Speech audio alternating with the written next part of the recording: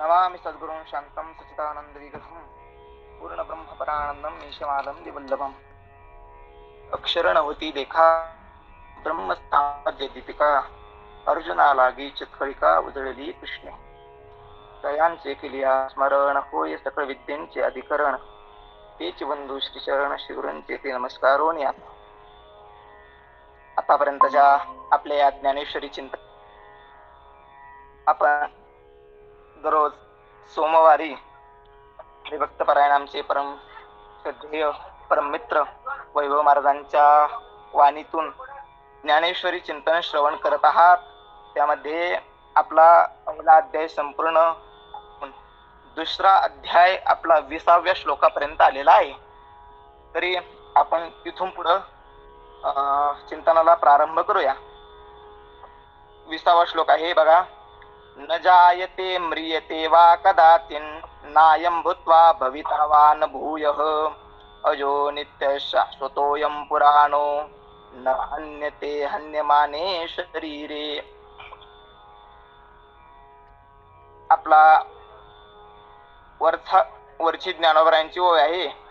तरी अर्जुना, तू हे नेनसी जरी तत्वता विचारसी तरी तू वदिता नवसी हे वद्य नवती. भगवान श्रीकृष्ण म्हणतात, अरे अर्जुना, तू जर तत्वतः जर याचा विचार केला तर तू मारणारा नाही आणि हे मरणारेही नाही. आता याच विश्लेषण याला स्पष्ट करून भगवान पुढे सांगतायत 20व्या श्लोकामध्ये. कसा तू मारणारा नाही आणि कसे हे मरणारे नाही, हे काय भगवान श्रीकृष्ण यातून स्पष्ट करणार आहे. तर भगवान ते स्पष्ट करायला सुरुवात करताय. भगवंत म्हणतात, बघ कसं तू यांना मारू शकत नाही आणि कसे. तर भगवान म्हणतात, न जायते न म्रियते वा कदाचित. अयम म्हणजे हा आत्मा न जायते कधी उत्पन्न होत नाही, वा न म्रियते वा मरतही नाही. कदाचित म्हणजे कधीही हा आत्मा जन्मतही नाही आणि हा आत्मा मरतही नाही. भूत्वा भूय पुन्हा न, हा एकदा उत्पन्न झाला किंवा मरतो उत्पन्न होतो असं याच्या ठिकाणी काही नाही. का जन्मत नाही हा, का मरत नाही? तर भगवान म्हणतात, अज हो, हा कसा आहे, अज आहे. अज म्हणजे न जन्मणारा. अजो नित्य, जन्म कोणाचा होत असतो, जो नसतो. कारण उत्पत्तीला जे अनेक कारण असतात त्यामध्ये प्राक अभाव हे कारण खूप महत्वाचं असतं. म्हणजे जी वस्तू उत्पन्न व्हायची आहे ती अगोदर नसावी लागते. जर आपल्याला गाडगं उत्पन्न करायचंय तर ते गाडगं नसावं लागतं, तेव्हा गाडगं काय होईल, मातीपासून उत्पन्न होईल. जर मातीमध्ये गाडगं अगोदरच असेल तर तो उत्पन्न होणार नाही. पण हा कसा आहे, नित्य, हा कधी पण आहेच, म्हणून हा उत्पन्न होऊ शकत नाही. म्हणून कसा आहे हा, अज आहे. अजह नित्य शाश्वत. हा अर्जुना शाश्वत आहे. शाश्वत म्हणजे कधीही नष्ट न होणार आहे. पुराण आणि पुरातन काळापासून आहे. शरीर न हन्यते हन्यमाने शरीरे. शरीर हन्यमाने न हन्यते. शरीर जरी नष्ट झालं तरी हा आत्मा नष्ट होत नाही. शरीर नष्ट होतं पण शरीराचं अधिष्ठान असलेला वा जगताचा अधिष्ठान असलेला जो आत्मा आहे तो कधीही नष्ट होत नाही. भगवंत पुढे म्हणतात, वेदा विनाशनो नित्यम येन मजमव्ययम कथम स पुरुष पार्थ कम घातयति हंतिकम. अयम म्हणजे हा आत्मा अविनाशिनम अविनाशी आहे, च नित्यम नित्य आहे, आणि अजम अव्ययम अज आहे म्हणजे न जन्मणारा आहे, अव्यय आहे अव्यय रहित आहे म्हणजे व्यंग रहित आहे, निर्दोष आहे. अयम यह वेद असं जो जाणतो, सह पुरुष तो पुरुष म्हणजे या परमात्म्याला जो अज नित्य शाश्वत जाणतो तो पुरुष. कथम घातयति, तो कोणाला मारेल आणि कसा बरं मारेल. हा आत्मा नष्ट होत नाही असं जो पुरुष जाणतो तो कोणाला मारूही शकत नाही आणि कोणाच्या हस्तेही कोणाचा वध करू शकत नाही. म्हणून हा आत्मा असा आहे. तर भगवान ज्ञानोबरा याचं आता विश्लेषण करतात. भगवान म्हणतात, जैसे स्वप्ना माझी देखिजे ते स्वप्नीची साच अपजे मग चिवण्या पाहिजे तव काही नाही.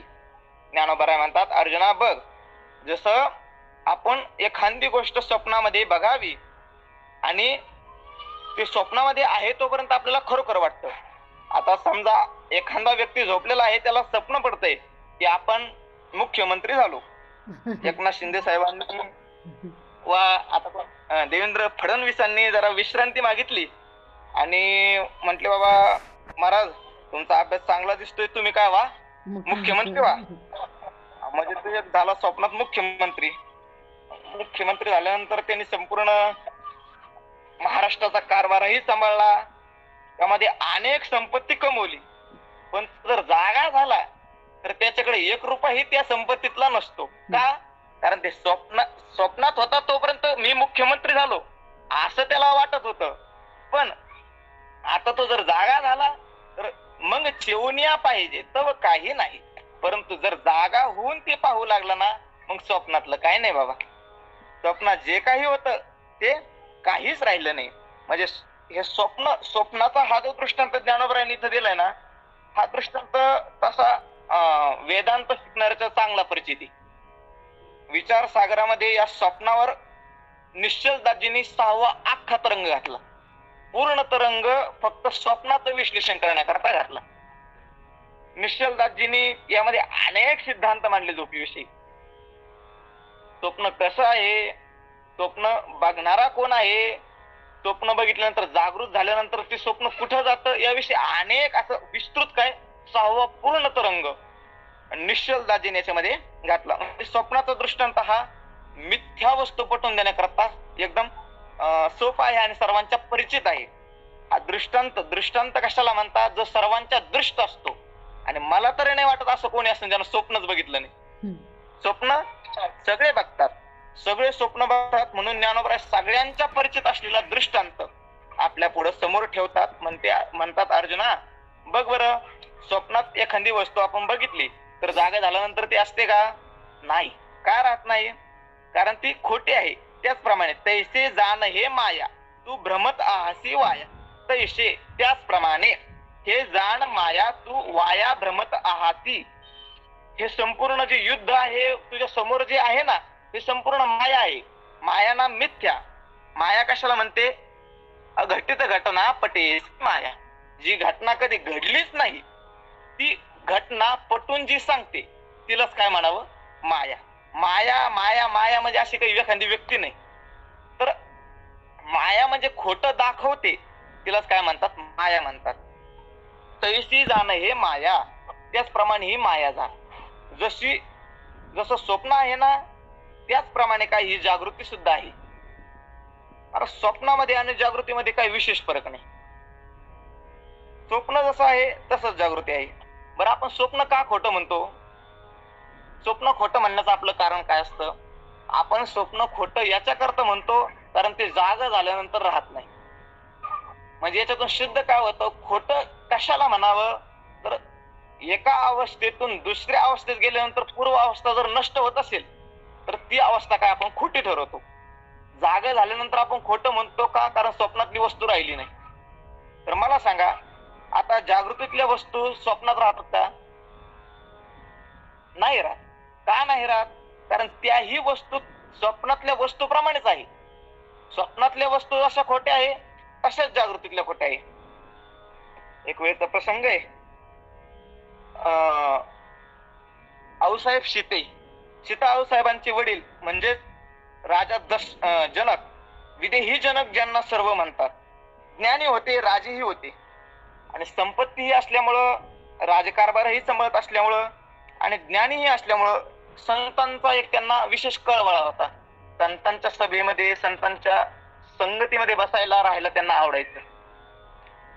म्हणून महाराज भगवान श्रीकृष्णाने सुद्धा ज्ञान्यांचे जेव्हा दृष्टांत द्यायचे तेव्हा दृष्टांत देताना जनकाधिका हा कर्मण्ये वही संसिद्धी मास्ता जनकाधिका हा म्हणून जनकाधिकांचं नाव घेतलं.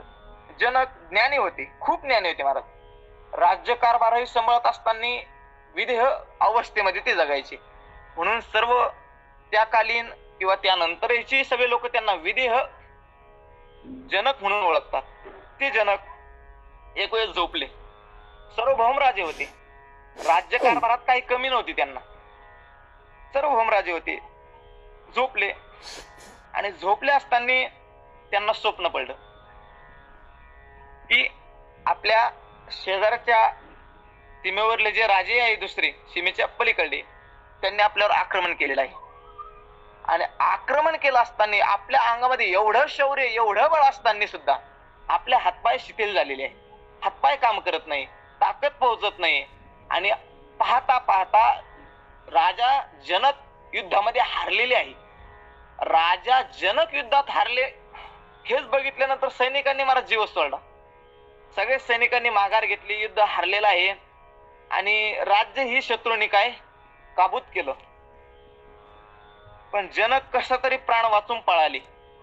खरोखर नाही हा, स्वप्नात जनक पळाली. आणि पळाले असताना कपडे फाटलेले होते, जंगलातून पळणं होतं, कपडे फाटलेले, अंगाचं रक्त निघतंय. आणि अशा अवस्थेमध्ये एक छोटस खेडगाव लागलं. त्या खेड्यागावामध्ये भिक्षा मागू लागली. आणि भिक्षा मागत असताना एका आईने त्यांच्यावर दया करून थोडीशी भात आणि त्यामध्ये दही वगैरे दिलं. आणि राजा जनकाने हातावर घेतलेले आणि खाणार तेवढे 2 सांड म्हणजे हेले भांडणं करत आले. आणि त्यांच्या हातातलं काय झालं, खाली पडलेलं आहे. खाली पडलेलं असताना भुकीने तळमळ झालेली आहे, व्याकुळलेले आहे आणि खायला भेटत नाही. जे भेटलं तेही काय मातीत मिसळलेले, मातीमोल झालेले. रडू लागले. आणि तेवढ्यात त्यांचा डोळा खोलला. डोळा उघडला, जाग झाली. आणि बघतात तर काय, आपल्या शेजारी नंग्या तलवारी हातात घेऊन धनुष्याला बाण राहून तक्ष असलेले सैनिक उभा आहे. आपण ज्या खाटेवर झोपलेलो आहोत तो खाट चंदनाचा आहे. त्याला करोडो किमतीचे हिरे मोती जडवलेले आहे.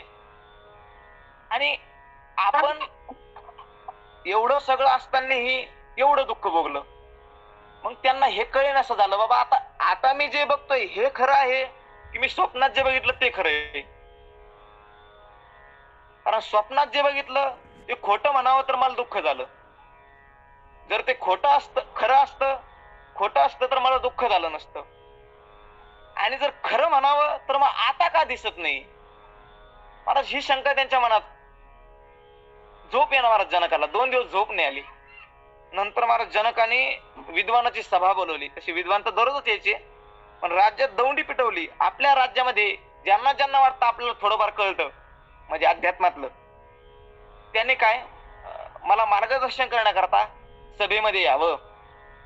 सगळे आलेले आहे. जनकांना सर्व मानत होते कारण जनक ते अधिकाराचे होते. म्हणून सगळे आलेले आहे. आणि सगळ्यांना जनक एकच प्रश्न विचारायचे, हे खरं की ते खरं.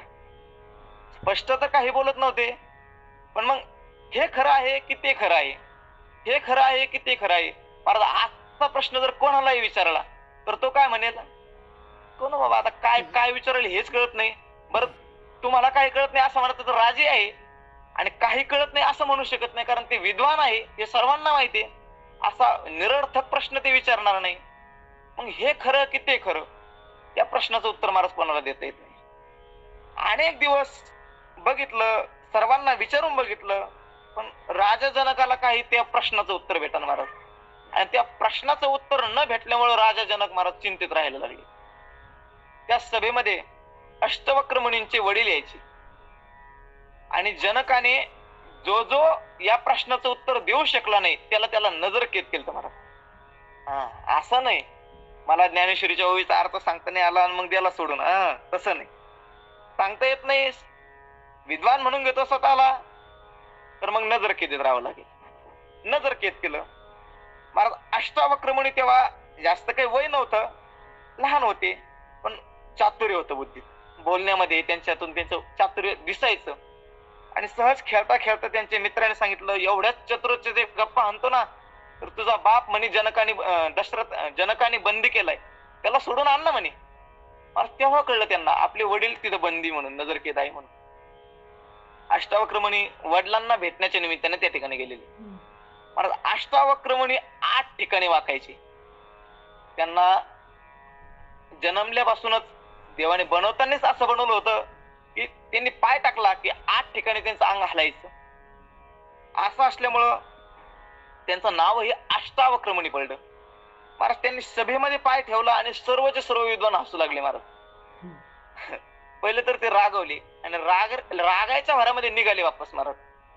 मग जनकाला कळलं साधू रुष्ट झालेले आहे आणि साधूचा अपमान आपल्या राज्यामध्ये होणं योग्य नाही, म्हणून जनक सामोरे गेलेले आहे, महाराजांना दंडवत घातलेला आहे, प्रणिपात केलेला आहे. म्हणे मुनिवर, आमचं काही चुकलं असेल तर क्षमा असावी, पण मला हे कळत नाहीये, तुम्ही विद्वान आहात, ज्ञानी आहात, आणि ज्ञानी पुरुषाला मान काय अपमान काय, स्तुती काय निंदा काय, सर्व समान असावी, तुम्हाला राग येण्याचं कारण काय? त्याने सांगितलं, राजन, मला यांनी माझ्यावर हसले म्हणून नाही राग आला, मला राग याच्यामुळे आला की मला वाटत होतं जनकाच्या सभेमध्ये सर्व विद्वान असतात, पण मला आता कळलं की जनकाच्या सभेमध्ये विद्वान नाही, चंभार असतात. आता सर्वच अचंबाने अष्टावक्रमणीकडे बघू लागलेले. म्हणे मुनी काय बोलताय तुम्ही? म्हणे तुम्ही का हसले? म्हणे तुमच्या अंगाला पाहून. अरे अंग अंग अंग म्हणजे काय तर कातड, काय कातड हाड वगैरे याच अंग बनतं ना, याच शरीर बनतं ना. तर मग याची तुम्ही जाणकार आहात, चामड्याची तुम्ही जाणकार आहात, म्हणजे तुम्ही विद्वान नाही, चंभार आहात. म्हणे सगळ्यांना आपली चूक कळलेली आहे, त्यांचं मोठेपणही सर्वांनी मानलं. जनकाला कळलं हे आपल्या प्रश्नाचं उत्तर देऊ शकतं. महाराज उंच आसनावर त्यांना बसवलेलं आहे,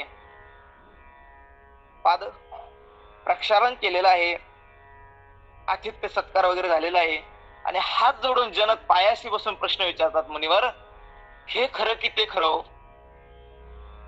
महाराज अष्टावक्र मुनी होते, जाणलं त्यांनी का विचारतोय राजा हा प्रश्न. सांगितलं, राजा जसं ते आहे ना तसंच हे आहे. अष्टावक्र मुनी म्हणतात, राजा जसं ते आहे तसंच हे आहे. तू जर स्वप्न खरं मानत असेल तर जागृती ही खरी आहे, आणि जर स्वप्न खोटं मानत असेल तर जागृती ही काय आहे? खोटी आहे. म्हणजे जशी स्वप्न आहे तशीच जागृती आहे. ज्ञानोबराय तेच म्हणतात, तैसे दान हे माया, कैसे जैसे स्वप्ना माझी देखिजे, ते स्वप्नीची सास अपजे, मग चिवनिया पाहिजे तव काही नाही, तैसे त्याचप्रमाणे. जसं स्वप्नातली वस्तू स्वप्नामध्ये खरी वाटते, जागृतीत ती खरी वाटत नाही, तसंच जागृतीतली वस्तू जागृतीत खरी वाटते, सुषुप्ती अवस्थेत, स्वप्न अवस्थेत, ब्रह्मज्ञान अवस्थेत व समाधी अवस्थेत ती खरी वाटत नाही. म्हणून महाराज सर्वसामान्यामध्ये आणि संत महात्म्यामध्ये काय फरक असेल तर एवढ्याच दृष्टीचा फरक आहे. त्यांचा फक्त एवढ्याच दृष्टीतून ती थोडी वेगळी आपल्यातून पडतात. आपल्याला सर्व संसार खरा दिसतो आणि ब्रह्मज्ञानी महात्म्याला तो खोटा दिसतो, एवढाच फरक आहे. म्हणून ज्ञानोबराय म्हणतात, जसं स्वप्नातली वस्तू स्वप्नात खरी जरी वाटत असली तरी जागृत झाल्यानंतर ती खरी राहत नाही, त्याचप्रमाणे हे जाण माया. त्याचप्रमाणे आपल्या समोर जो हा युद्धाचा 11 अक्षयणी सैन्य तुझे पुढे जे उभा आहे ना, यांना मारीन जो म्हणतोय ना, ते ही काय आहे? तसेच मिथ्या आहे. तैशी जाण हे माया. मग देवा मला का असं वाटतंय बाबा, यांना मी मारेल, यांना मारल्यानंतर मला पाप लागेल, मग मला नरक भोगावं लागेल, काय माझे स्वर्गाला गेलेले पितर खाली येतील, असं मला का वाटतंय?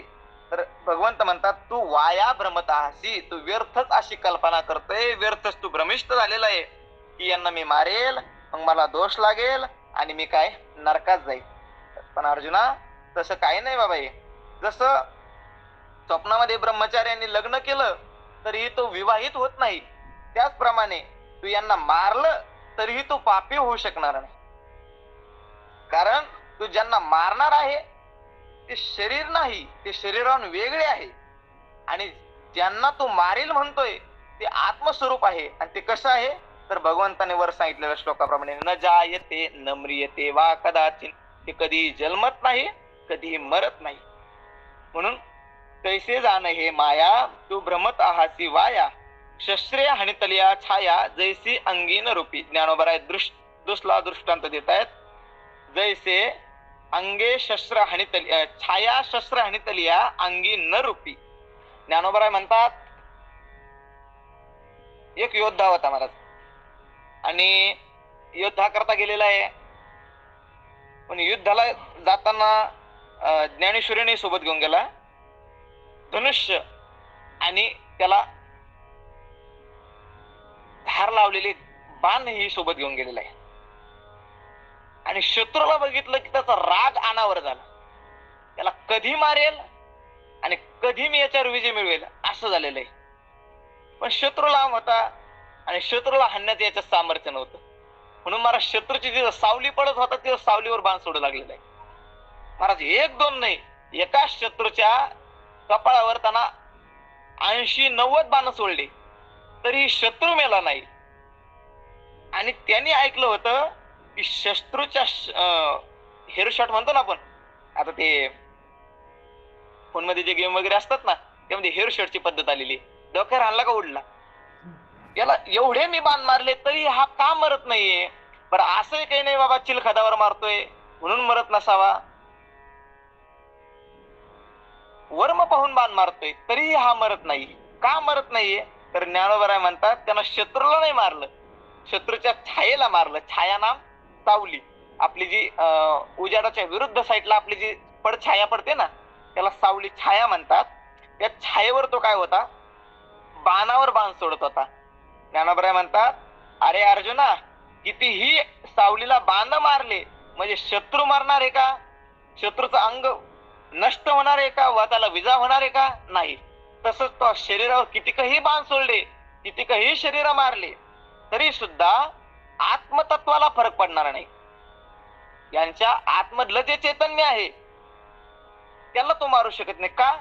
न जायते न म्रियते, ते जन्मतही नाही आणि मरतही नाही, म्हणून त्यांना तो काय मारू शकत नाही. शस्त्र आणि तलिया छाया जैसी अंगी न रूपी. ज्ञानोबराय पुढला दृष्टांत देतात, त्यामध्ये सरळ सरळ ज्ञानोबरायाने एकाच सिद्धांताकरता 4-5 दृष्टांत दिलेले, म्हणून दृष्टांत सर्वांचे सोपे सोपे दृष्टांत आहे, असे काही अवघड कठीण दृष्टांतही नाही, सोपे दृष्टांत आहे. तर पहिला दृष्टांत दिलेला आहे, ज्याप्रमाणे जागृत झालेला पुरुष स्वप्नातले पदार्थ जरी स्वप्नामध्ये खरं मानत असला तरी स्वप्न मी खोटं बघितलं असं म्हणतो, त्याचप्रमाणे ही माया आहे. दुसरा दृष्टांत देतात जैसे शस्त्र हाणितल्या छाया अंगी न रूपी. दुसरा दृष्टांत देतात ज्याप्रमाणे शरीरावर जर घात करायचा असेल तर छायेवर घात करून फायदा नाही, तर काय शरीरावर घात करावा लागतो. त्याप्रमाणे या आत्मतत्वावर कोणी घात करू शकत नाही, आणि तू जे घात करणार आहे ते त्याच्या सावलीवर म्हणजेच काय शरीरावर करणार आहे, आणि शरीराहून आत्मा हा काय आहे, भिन्न आहे.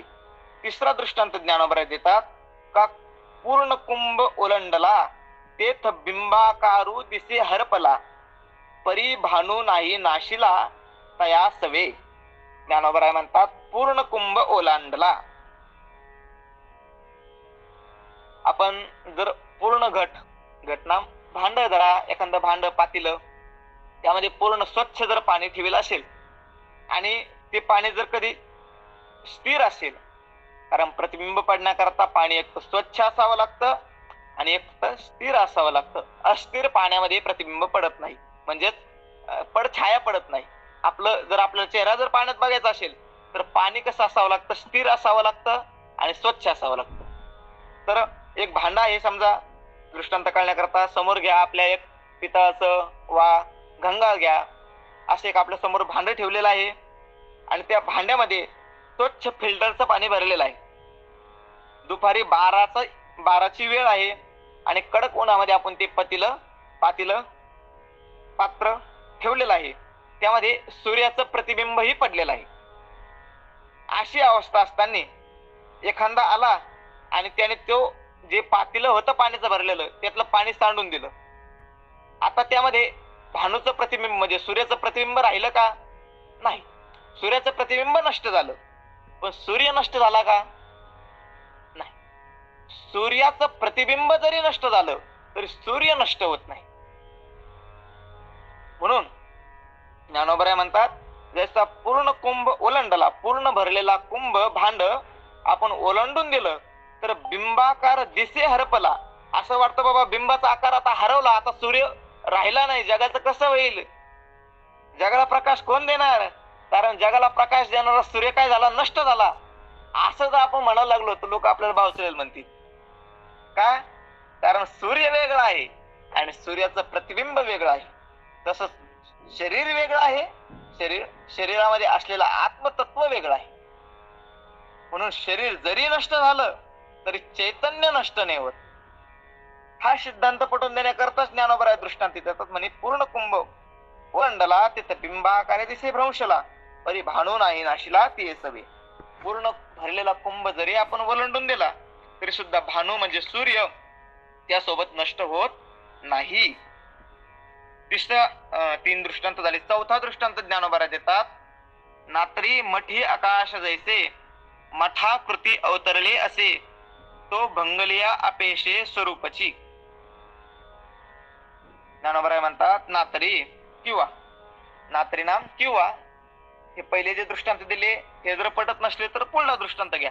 किंवा मठी आकाश जैसे मठाकृती अवतरले असे, तो भंगलिया नाम मठ भंगलिया अपेशे स्वरूपची.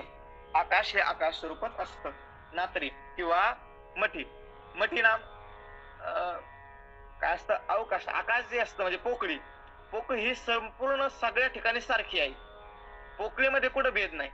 पोकळी इथं जशी आहे तशी तुमच्या गावलाही आहे, तशीच आळंदीला आहे, तशीच पंढरपूरला आहे. पोकळी म्हणजे आकाश. आकाश हे संपूर्ण ठिकाणी कसं असतं? सारखं असतं.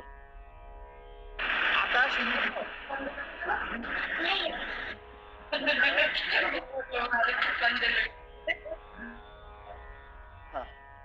मठी आकाश रेषे मठाकृती अवतरले असे.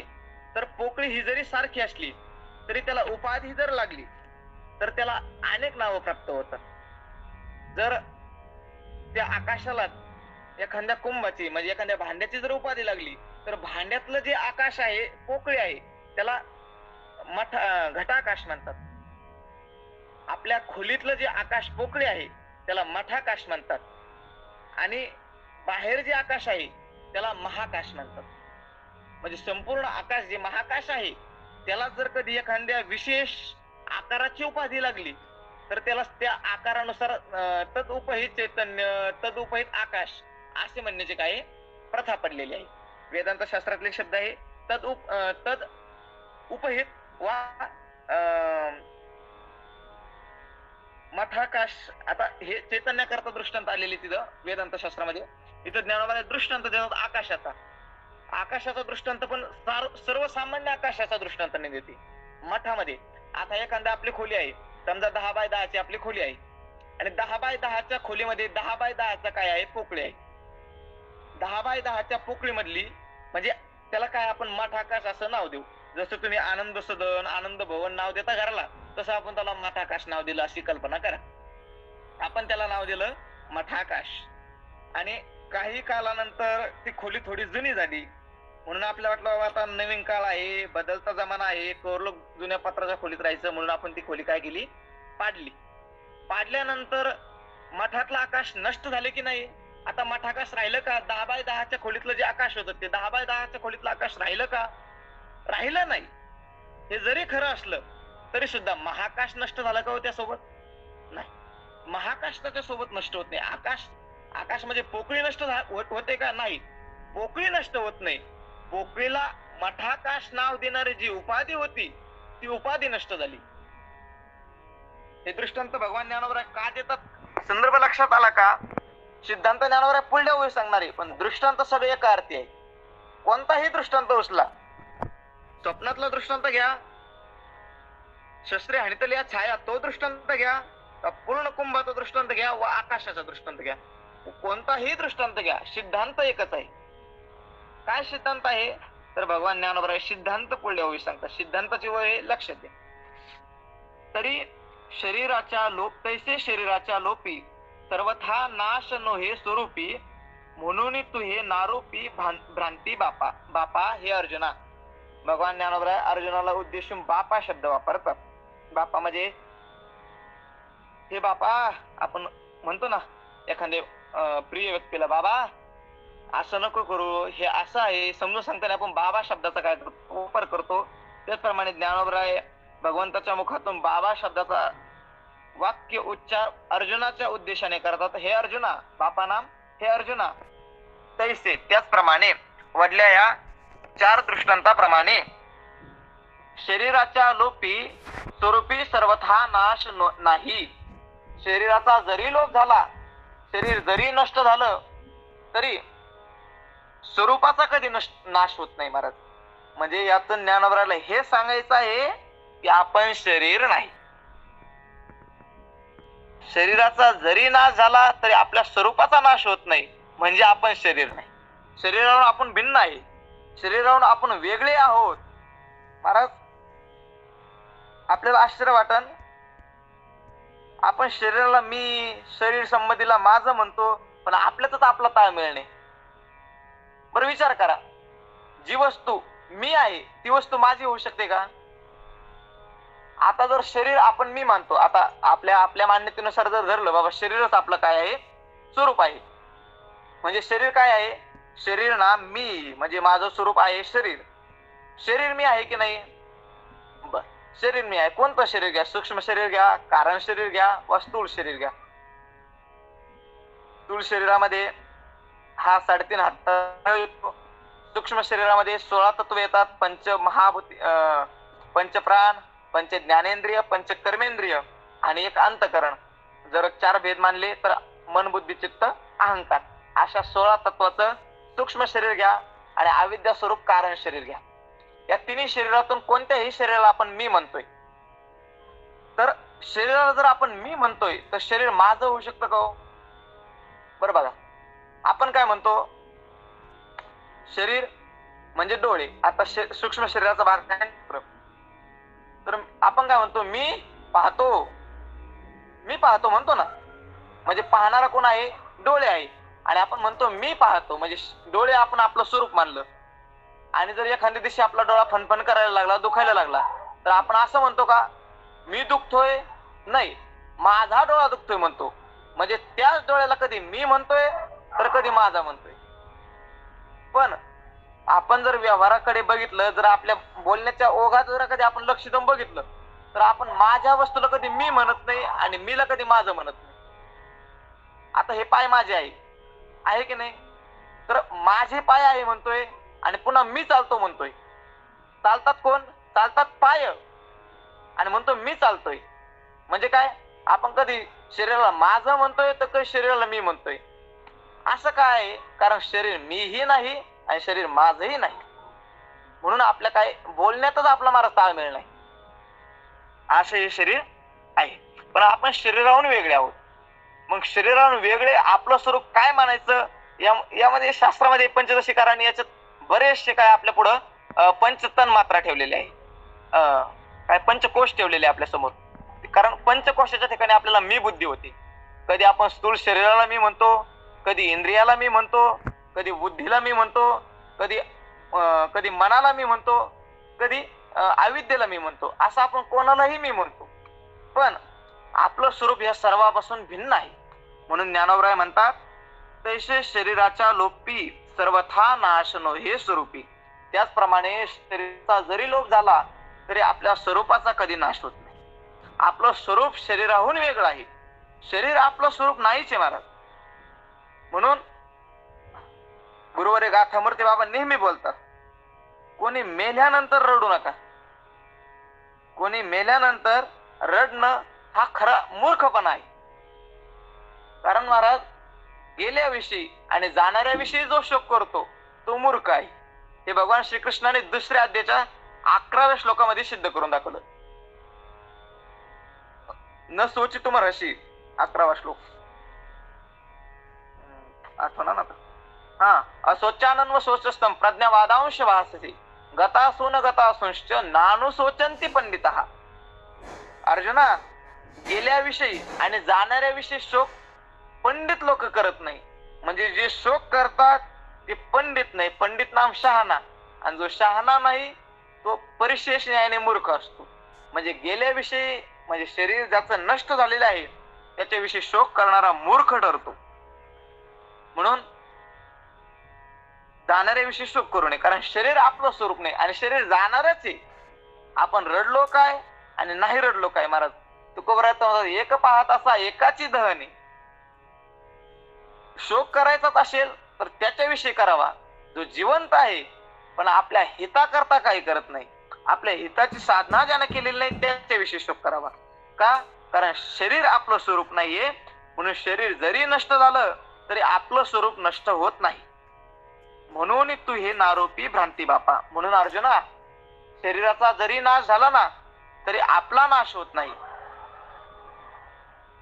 शरीराच्या नाशासोबत आपला नाश नाही, शरीराच्या उत्पत्तीसोबत आपली उत्पत्ती नाही. म्हणून तू ही काही भ्रांती मनात घेऊ नको बाबा की मी यांना मारेल, मग त्या पापामुळे आपल्या कुलाचा क्षय होईल आणि क्षयामुळे मला नरकाला जावं लागेल. असं काही नाही. की तुझा काय आहे, हा तुझा भ्रम आहे. या भ्रमात तू राहू नको. कारण शरीराचा जरी लोभ झाला तरी आपल्या स्वरूपाचा लोभ होत नाही, आपल्या शरीराचा नाश होत नाही. आवाज येतोय सर्वांना? हो हो येतोय. येतोय ना? ठीक आहे, ठीक आहे, धन्यवाद. हा, आता हे जे सर्व दृष्टांत दिलेले आहेत याचा आपण थोडक्यात आढावा घेऊया, आपल्याला ते सिद्धांताला जोडायचे आहे. तर शरीराच्या लोपी सर्वथा नाशनो हे स्वरूपी, जैसे ज्याप्रमाणे स्वप्नावाजी देखी जे ते स्वप्नीचे साच अपजे मग चेवनिया पाहिजे तव काही नाही, तैसे शरीराच्या लोपी सर्वथा नाशनो हे स्वरूपी, म्हणून तो नारोपी भ्रांती बापा.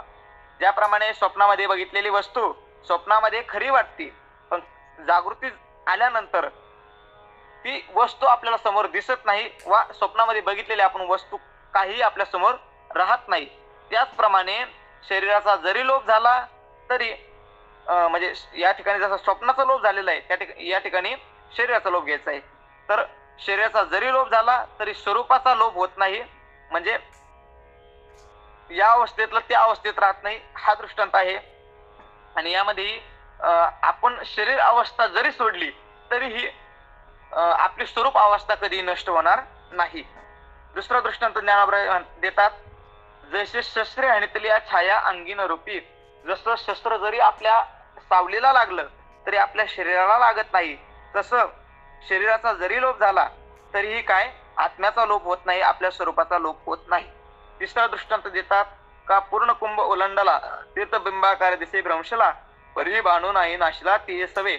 ज्याप्रमाणे पाण्यामध्ये दिसणारं प्रतिबिंब जरी नष्ट झालं तरी ते प्रतिबिंब ज्या बिंबाचं आहे, कारण प्रतिबिंब आणि ज्याचं प्रतिबिंब असतं त्याला बिंब म्हणतात, म्हणून याला शास्त्रामध्ये बिंब प्रतिबिंबवाद म्हणतात. तर प्रतिबिंब जरी नष्ट झालं तरी बिंब नष्ट होत नाही. त्याचप्रमाणे शरीर जरी नष्ट झाला तरी शरीरी असलेला आत्मा तो नष्ट होत नाही. चौथा दृष्टांत आहे, मठाकाश जरी नष्ट झालं तरी महाकाशाचा नाश होत नाही. त्याचप्रमाणे शरीर जरी नष्ट झालं तरीही आपलं जे मूळ स्वरूप आहे, आत्मस्वरूप आहे, त्याचा नाश होत नाही. कसं? तर भगवान श्रीकृष्ण पुन्हा त्याचा विस्तृत चिंतन आपल्याला कळावं व अर्जुनाचा मोह जावा याकरता पुढे जाऊन सांगतात, अर्जुना हे कसं आहे सांगू का तुला दृष्टांताने? महाराज भगवंताने ज्यामध्ये दृष्टांत दिले, भगवंत म्हणतात, वासांसी जीर्णानि यथा विहाय नवानि गृह्णाति नरो परानि, तथा शरीरानि विहाय जीर्णा निन्याति सयाति नवानि देहि. अर्जुना, वासांसी जीर्णानि यथा विहाय नवानि गृह्णाति नरो परानि, तथा शरीरानि विहाय जीर्णा नवानि गृह्णाति नरो परानि. ज्याप्रमाणे ज्याप्रमाणे आपण जुने झालेले कपडे टाकून देतो आणि नवीन कपड्याचं काय करतो, परिधान करतो, घेतो, वापरतो, घालतो, त्याचप्रमाणे हा आत्मा जुनं शरीर सोडून नव्या शरीराचा काय करतो, स्वीकार करतो. हा श्लोक जवळपास सर्वांच्या अर्थदृष्टीनेही पाठ आहे, कारण नेहमी हा श्लोक आपल्या काय येतो, ऐकण्यात येतो. खूप महत्वाचा श्लोक आहे महाराज. यामध्ये आपल्या सध्याच्या परिस्थितीमध्ये सर्वात मोठा असलेला जो प्रश्न आहे, पुनर्जन्म मानायचा की नाही. कारण महाराज अति शिकणाऱ्या लोकांचं म्हणणं आहे, भस्मीभूतच देहस्य पुनरागमन कुत. भस्मीभूत झालेला देह पुन्हा कसा काय येऊ शकतो असं म्हणतात. आणि आपलं शास्त्र की आपल्याला कितीकही जन्म, आपण किती जन्म झाला फेरा गणित नाही जी दाता, आपण अनेक जन्म यापूर्वी घेतले आणि याच्यानंतरही अनेक जन्म घेणार आहोत जर मुक्तीची साधना केली नाही तर मग नेमकं पुनर्जन्म मानायचा की नाही मानायचा? तर महाराज या भगवंताच्या श्लोकाहून आपल्या हे लक्षात येईल, जर आपण देव मानत असलो तर पुनर्जन्म आपल्याला मानणं आहे, पुनर्जन्म मानलाच पाहिजे. कारण पुनर्जन्म जर मानला नाही तर महाराज कर्माची सुद्धा संगती लागणार नाही. पुनर्जन्म मानलाच पाहिजे. कारण आताच महाराज असे काही प्रसंग होऊन गेले, माग गुरुवारी बाबा नेहमी सांगतात कीर्तनामध्ये, पेपर मध्येच मागे छापून आलतं, एक मुलगा जन्माला आल्यानंतर जेव्हा त्याला बोलता यायला लागलं तेव्हा त्यांनी परिचय देताना आपल्या आईचा व वडिलाचा नाही दिला, तर त्यानं वेगळ्याच एका व्यक्तीचा परिचय दिला. बाबा मी अमुक अमुक होतो, अमुक अमुक व्यक्तीने मला असं असं करून मारलं आणि अमुक अमुक माझे आई वडील आहे. आणि त्याचा शोध घेतला तर त्याचे आई वडीलही सापडले, त्याचा खुनीही सापडला आणि त्याच्या ज्या गुप्त गोष्टी होत्या, ज्या त्याच्या पत्नीशिवाय, आईशिवाय, मित्राशिवाय कोणाला माहित नव्हत्या, त्या गोष्टी सुद्धा त्यांनी काय लक्षात आणून दिल्या. म्हणजे पुनर्जन्म मानावा लागतो, तो पुन्हा जन्माला आला हे मानावं लागेल आपल्याला. पण मग त्याला मागल्या जन्मातला आठवतंय आणि आम्हाला आठवत नाही, असं का बरं? तर महाराज त्याचं कारण आहे, आपल्या दिमागावर, बुद्धीवर जर अतिशय आघात झाला तर आपल्याला पहिलं काही आठवत नाही. आपल्याला आताही जर एखाद्या ऑक्सिजन मध्ये वगैरे कोणाच्या जर डोक्याला मार बसला ना तर त्याला आपण कोण आहोत, आपण कुठले आहोत हे आठवत नाही. म्हणजे जर कधी अतिशय आपल्या बुद्धीवर आघात झाला तर आपण पहिलं विसरतो.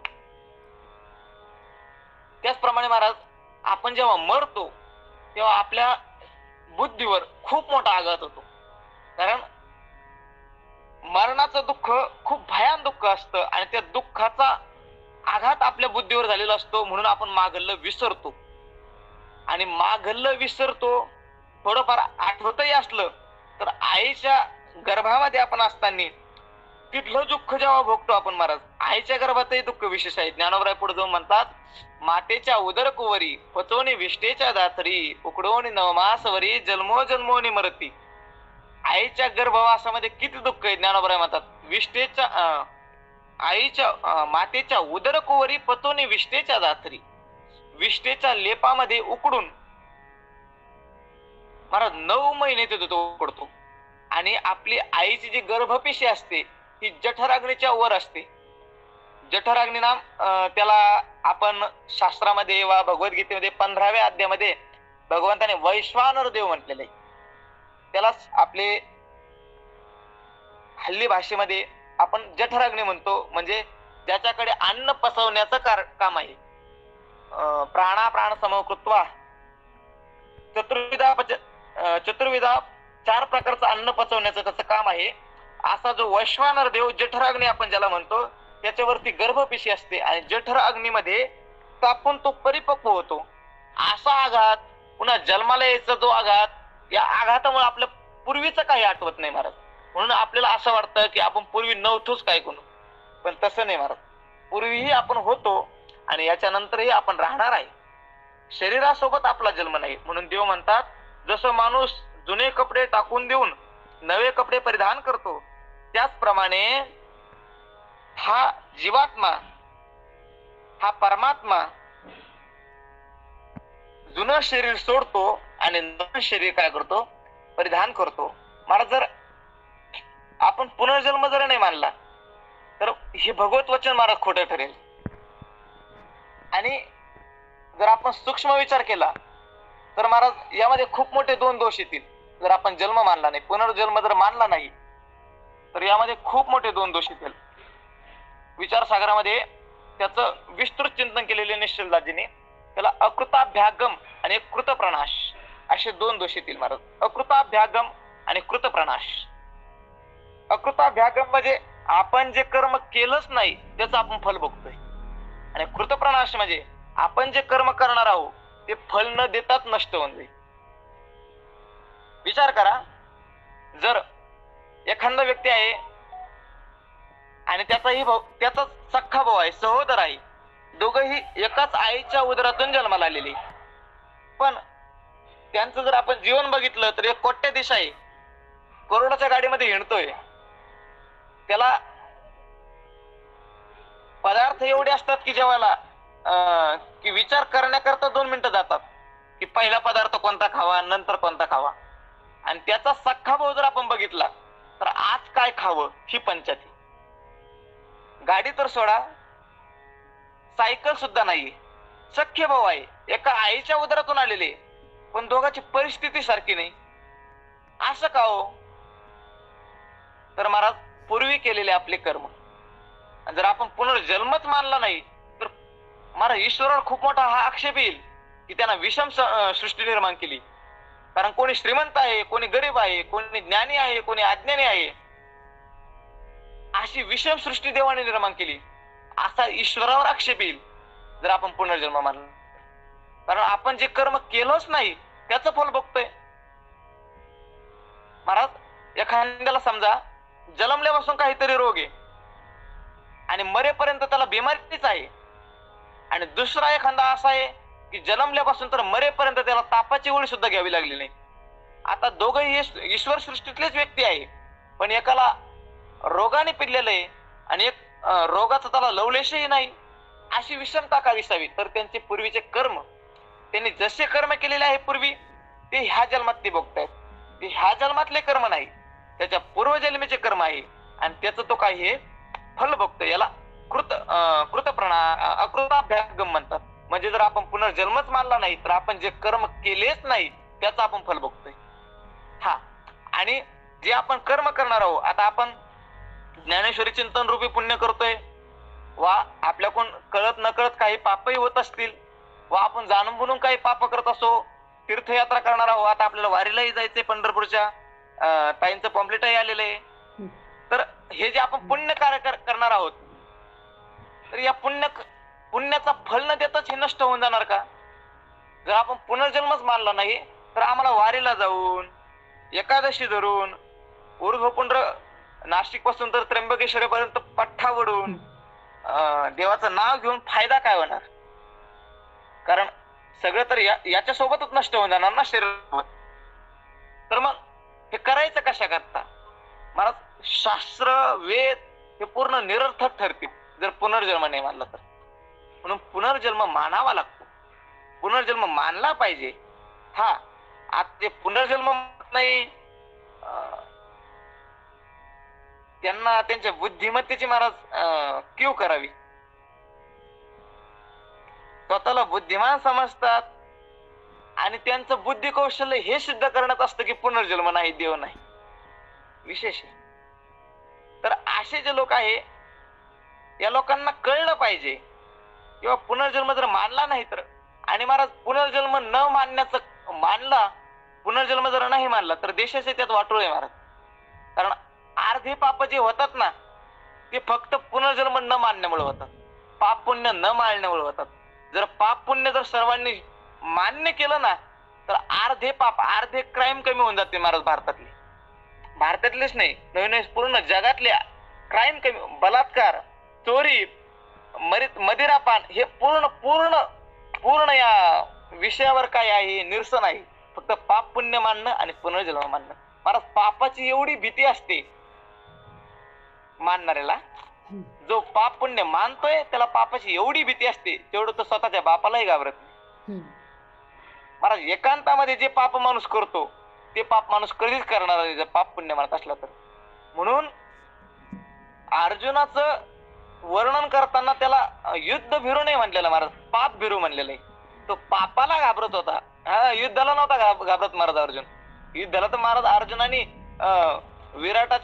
विराट राज्यामध्ये असताना संपूर्ण कौरव एकट्याने हरवलेत महाराज, पूर्ण कौरव एकट्याने हरवले. ते युद्धाला घाबरत होता असं नाही महाराज.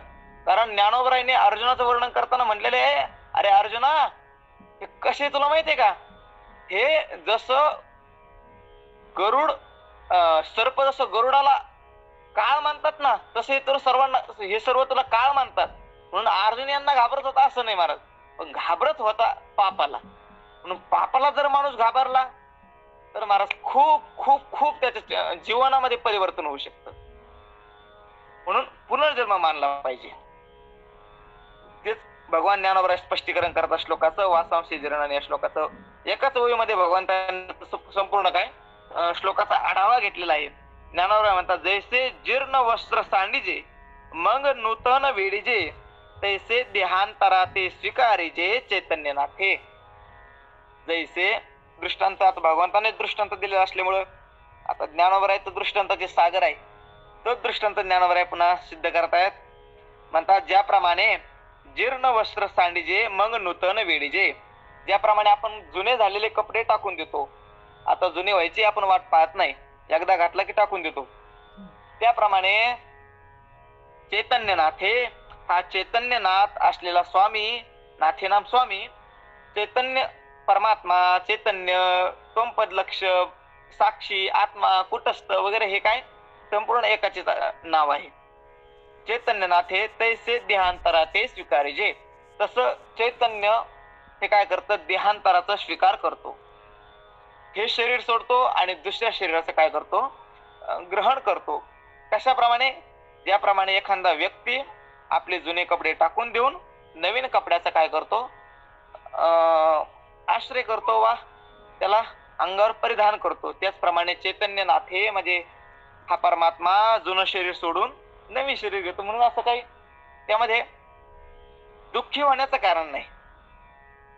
म्हणून अर्जुना, तो यांना सर्वांना मारलं तरी तुला आनंद व्हायला पाहिजे, माझ्यामुळे यांनी काही नवीन शरीर धारण केले, कारण हे सगळे म्हातारे झालेले. महाराज कौरव सैन्यामध्ये जास्त अर्जुन ज्यांना घाबरत होता व ज्यांच्या मृत्यूची अर्जुनाला काळजी होती ते सगळे अर्जुनापेक्षा वयोवृद्ध होते. म्हणून भगवंताने त्याला भीष्माचार्यांना शब्द वापरताना कुरुवृद्ध पितामहा म्हटलेले. कौरवामध्ये वृद्ध असलेले हे सगळे वृद्ध आहे, म्हातारे झालेले आहे, यांचे शरीर जीर्ण झालेले आहे, आणि याने शरीर सोडून दुसरं घेतलं तर तुला दुःख होण्याचं कारण काय, तुला तर आनंद व्हायला पाहिजे का. आपले स्नेही, आपण ज्यांच्यावर प्रेम करतो त्यांनी नवीन शरीर धारण केलेत, मग त्यामध्ये तुला दुःख का होतंय. दुःख नको मानू, आनंद मान, आणि आपला स्वधर्म म्हणून काय कर, युद्ध कर. जैसे जीर्ण वस्त्र सांडीजे मग नूतन वेडीजे तैसे देहांतरा ते स्वीकारीजे चैतन्यनाथे. त्याप्रमाणे चैतन्यनाथ हा स्वामी नवीन शरीराचा आश्रय घेतो. भगवंत म्हणतात, हा चैतन्यनाथ व आत्मा, त्वंपद लक्ष वगैरे वगैरे ज्याला नाव आहे, ज्याला आपण जीव म्हणतो, म्हणजे काही शास्त्रकारांनी आत्म्याला जीव हे मानलेले आहे. म्हणजे जीव जरी शब्द आला तरी काही शास्त्रकाराच्या मतामध्ये तो आत्मा असतो. न्यायशास्त्रकारांनी जीवालाच आत्मा मानलेला आहे, म्हणजे जीव आत्मा आपण त्याला म्हणतो. हा जो जीवात्मा आहे हा कसा आहे अर्जुना, भगवंत म्हणतात, नैनम छिंदन्ति शस्त्राणि नैनम दहति पावकः न चैनम क्लेदयन्त्यापो न शोषयति मारुतः. अर्जुना, नैनम छिंदन्ति शस्त्राणि नैनम दहति पावकः न चैनम क्लेदयन्त्याप न शोषयति मारुतः.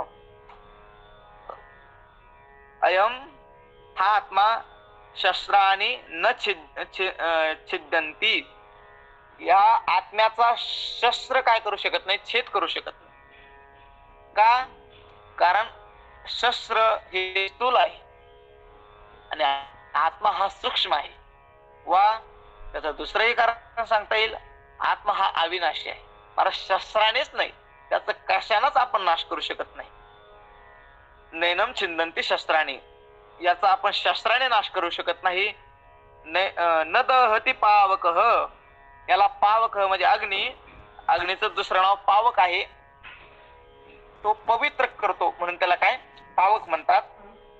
अग्नी, अग्नी काय, न दहंती, याला अग्नी जाळू शकत नाही. शस्त्र याचा छेद करू शकत नाही, अग्नी याचा दाह करू शकत नाही. नैनम छिंदन्ति शस्त्राणि नैनम दहति पावकः न चैनम क्लेदयन्त्यापो एनम क्लेद आपः न क्लेदयन्ति. याला आप म्हणजे पाणी, पाण्याला जे अनेक शब्द आहेत त्यामध्ये आप आहे. आप, उदधी, वारी वगैरे वगैरे, त्याला अनेक नाव आहे. त्यामध्ये आप संस्कृत शब्द आहे, आप पाण्याकरता येतो. तर पाणी याला काय ओल्ल करू शकत नाही, भिजवू शकत नाही. न आप न क्लेदयंती, पाणी याला भिजवू शकत नाही. न शोषयती मारुतः, मारुतः नाम वारा, न शोषयती, याला सुकवू शकत नाही. वल्ली झालेली वस्तू आपण सुकायला टाकतो त्याप्रमाणे याला वायू सोकू शकत नाही, हडकवू शकत नाही. न शोषयती मारुतः, नैनम छिंदंती शस्त्राणी, शस्त्र याचा छेद करू शकत नाही, अग्नी याला जाळू शकत नाही, पाणी याला वल्ल करू शकत नाही आणि वारा याला हडकू शकत नाही. असा हा आत्मा आहे. अजून कसा आहे हो देवा? तर भगवंत म्हणतात अच्छेद्यो यमदाह्यो यमक्लेद्यो सोष्येवच नित्य सर्वगतस्थाणु रचलोयम सनातनः. अच्छेद्यो यमदाह्यो, अयम अच्छेद्यो, हा अच्छेद्य आहे, याचा कोणी छेद करू शकत नाही. अदाह्यो, याचा कोणी दाह करू शकत नाही, याला कोणी जाळू शकत नाही. मक्लेद्यो, अक्लेद्यो, अक्लेद्यो नाम, याला कोणी सुकू शकत, ओल्ल करू शकत नाही, म्हणजे भिजवू शकत नाही. भिजण्याचा हा पलीकडला आहे.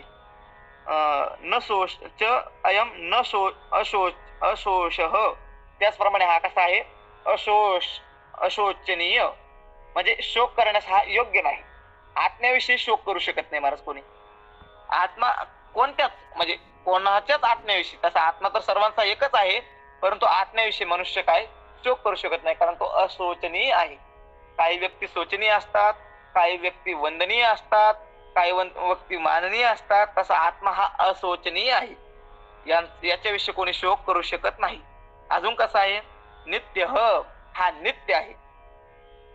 असं नाही का हा पूर्वी नव्हता, आता आहे, नंतर राहील का नाही माहित नाही, असं नाही महाराज. येतं हा नित्य आहे, पूर्वीही होता, आताही आहे आणि नंतरही राहील. याला कालत्रय बाद राहितत्व म्हणतात. नित्यम, नित्य शब्दाची व्याख्या करताना न्यायशास्त्रकार करतात कालत्रय बाद राहितत्व नित्यत्वम. काय ततः अभाव न विद्यते, तत्वस्तूचा कधी अभाव नसतो. नित्य वस्तू कशाला म्हणतात? तर नित्य त्याला म्हणतात ज्याचा कधी बाद होत नाही.